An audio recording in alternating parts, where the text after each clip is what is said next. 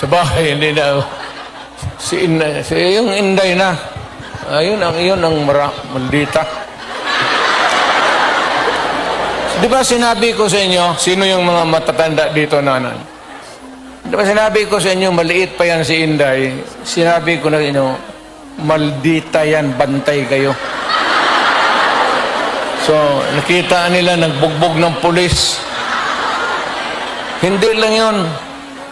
Hindi, yung nakita lang ninyo sa TV, maraming binugbog yan, mga driver namin, pati buang talaga yan si Inday. Pero kung yun ang masunod sa inyo, magsunod sa akin pagka